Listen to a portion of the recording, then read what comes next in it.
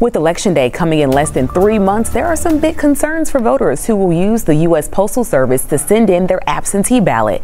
This stems from issues with significant mail delays in Georgia.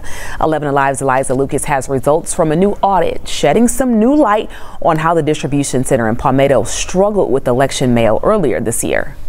It's a deep dive into how ready the United States Postal Service is ahead of the 2024 general election. The audit by the Office of Inspector General looked at more than a dozen mail facilities across the country, including the new Regional Processing and Distribution Center in Georgia. Overall, investigators did say the Postal Service processed over 97% of ballots on time, but the audit also raised concerns that employees do not always follow required procedures. And at the Palmetto facility, investigators ultimately found, quote, a lack of preparation for election processes ahead of the March presidential primary. Investigators pointing out the lack of a staging area to isolate election and political mail, plus long lines of trucks. Remember this video from March? The report reveals trucks at that time were waiting around 20 hours. Can't control the United States Postal Service, and they're a mess right now. 11 Alive spoke with Georgia's Secretary of State Brad Raffensperger a few days ago in anticipation of this audit being released. It is important to say the report also took place just 17 days after the Palmetto facility launched.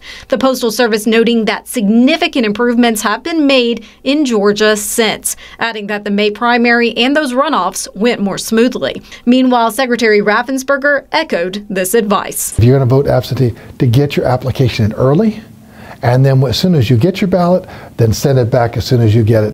Liza Lucas, 11 Alive News. The Postal Service tells us that the agency is committed to the secure, timely delivery of election mail.